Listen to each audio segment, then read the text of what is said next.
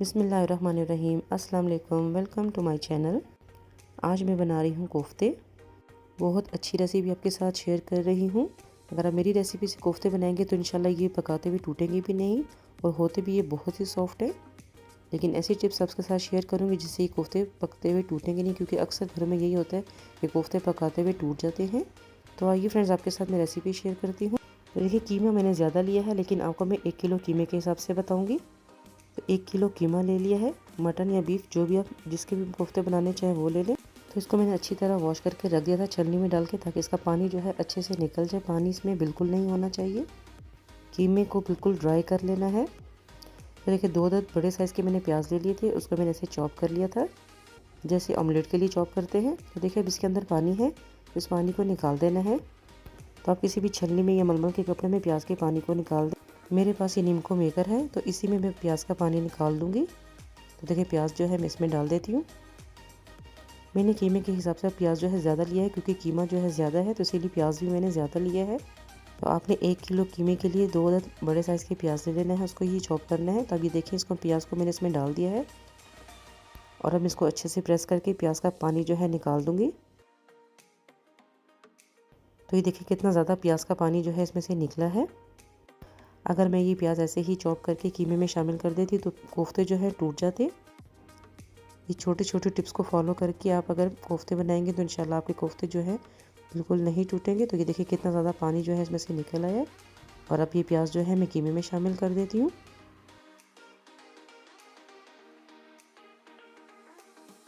तो देखिए, प्याज कितने अच्छे से ड्राई हो चुका है। ऐसे ही आपने भी इसको अच्छी तरह ड्राई करके फिर ही कीमे में शामिल करना है।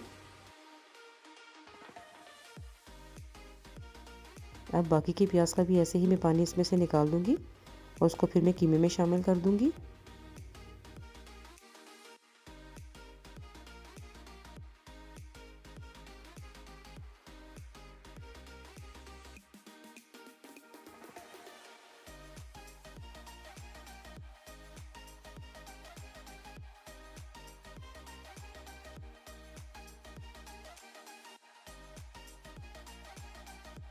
तो ये देखिए, प्याज का कितना ज़्यादा पानी इसमें से निकला है। अब इसको यूज़ नहीं करना है, इसको मैं फेंक दूंगी।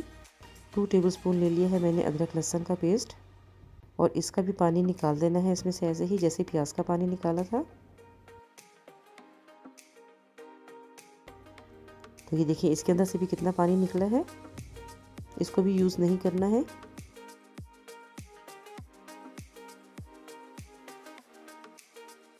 तो देखिए, अब ये भी अच्छे से ड्राई हो चुका है। ज़्यादा पानी जो है इसमें से निकल गया है। और अब ये अदरक लहसुन जो है मैं अब इसमें कीमे में शामिल कर दूंगी। 7 से 8 तक ले ली थी मैंने हरी मिर्चें, उसको मैंने बारीक चॉप कर लिया था, वो भी इसमें मैंने शामिल कर दिया है। 1 टेबलस्पून ले लिया है मैंने लाल पिसी हुई मिर्चें, 1 टीस्पून हल्दी, और 1 टेबलस्पून से मैं शामिल कर दूंगी नमक, 1 टेबलस्पून गरम मसाला पाउडर। आप अपने हिसाब से भी इसमें नमक मिर्च शामिल कर सकते हैं। और अब इन सब चीज़ों को मैं अच्छे से मिक्स कर दूंगी।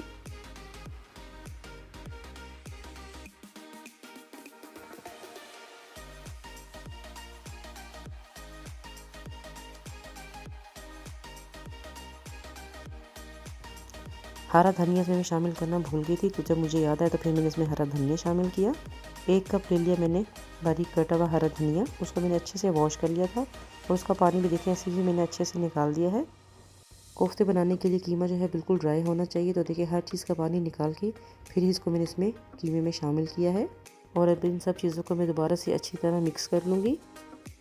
कोफ्ते बनाने के लिए कीमा जो है बिल्कुल बारीक वाला आपने लेना है। मोटा कुटा हुआ जो कीमा होता है वो नहीं लेना है, क्योंकि उससे जो है फिर कोफ्ते टूट जाते हैं।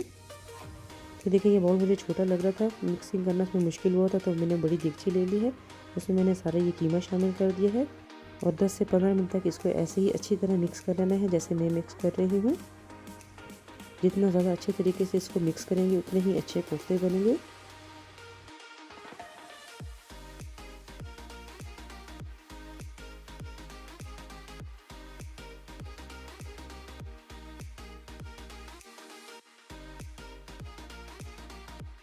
तो देखिए, इसको ऐसे अच्छी तरह मिक्स करना है। देखिए, कीमा कितना अच्छे से इसमें सब चीज़ों में मिक्स हो चुका है। तो देखिए, 10 से 15 मिनट तक इसको मैंने अच्छी तरह मिक्स कर दिया है। और अब इसके मैं ऐसे कोफ्ते बना लूँगी। 1 किलो कीमे के अगर आप छोटे साइज़ के कोफ्ते बनाएंगे तो तकरीबन 30 से 40 कोफ्ते बनेंगे। मैंने थोड़े से बड़े कोफ्ते बनाए थे तो मेरे तकरीबन 20 से 22 कोफ्ते मैंने बनाए थे। तो देखिए इस तरह करके अपने कोफ्ते बना लेने हैं।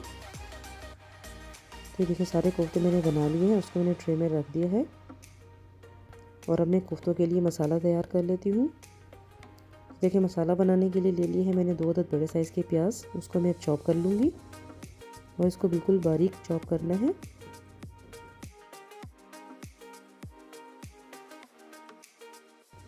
ये देखिए इसका बिल्कुल बारीक सा पेस्ट बनाना है, जैसे ऑमलेट के लिए बनाते हैं वो नहीं बनाना है आपने। तो ये देखिए इस तरह इसका बारीक पेस्ट मैंने बना लिया है और इसको मैंने देगची में डाल दिया है। और अब इसमें मैं शामिल कर दूँगी 1 कप ऑयल और अब प्याज को इसमें फ्राई कर लेना है।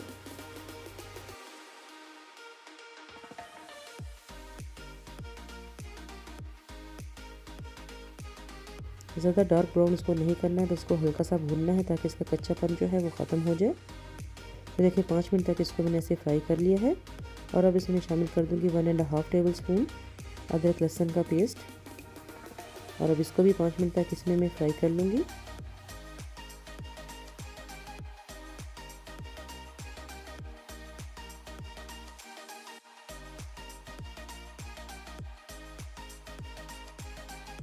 तो देखिए 5 मिनट इसको मैंने फ्राई कर लिया है और अब इसमें शामिल कर दूँगी 1 टेबल स्पून नमक, 1 टीस्पून हल्दी, 1 टेबल स्पून लाल पिसी हुई मिर्चें और अब इन सब चीज़ों को मैं अच्छे से इसमें मिक्स कर दूँगी। 1 टीस्पून से मैंने शामिल कर दिया है जायफल जावित्री का पाउडर, इससे ये कोफ्तों का टेस्ट और खुशबू बहुत ही अच्छी आती है। 4 से 5 मिनट के लिए इस मसाले को भून लेना है।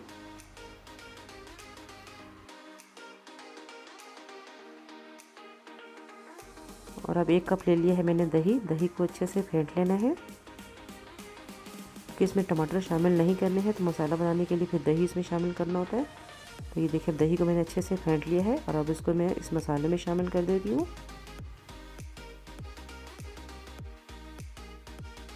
और अब इन सब चीज़ों को मैं अच्छी तरह मिक्स करके इसको मैं पका लूँगी 4 से 5 मिनट के लिए।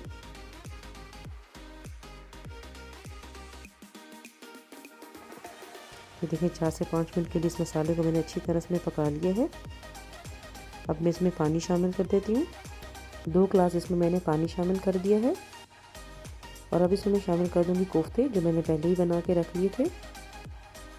एक एक करके सारे कोफ्ते जो है इस मसाले में मैं शामिल कर दूँगी।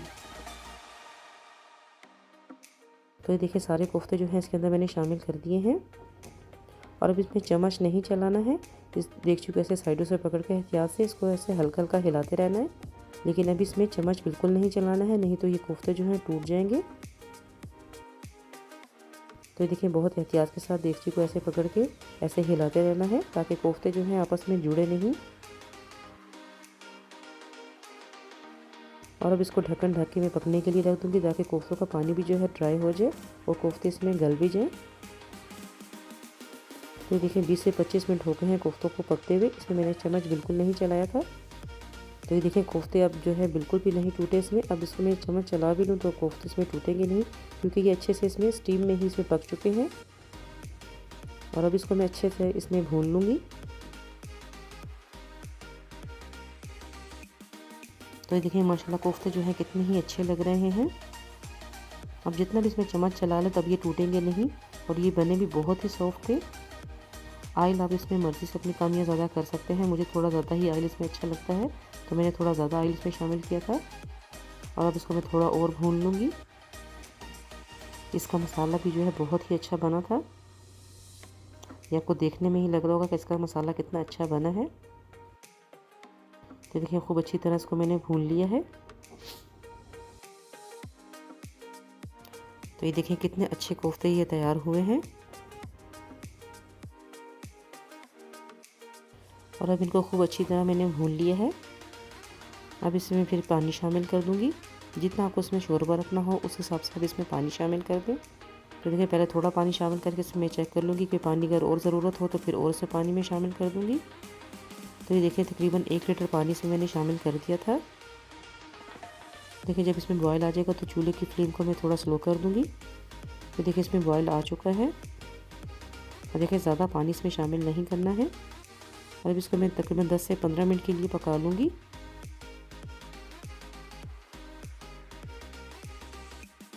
वन टेबलस्पून में मैंने शामिल कर दिया है गरम मसाला पाउडर।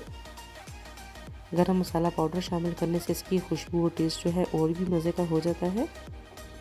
10 से 15 मिनट के लिए इसको मैंने अच्छे से पका लिया है और अब ये कोफ्ते जो है बिल्कुल तैयार है। तो उसको मैं डिश आउट कर देती हूँ। इसका शोरबा जो है ज़्यादा पतला भी नहीं रखना होता है और ज़्यादा गाढ़ा भी नहीं रखना होता है।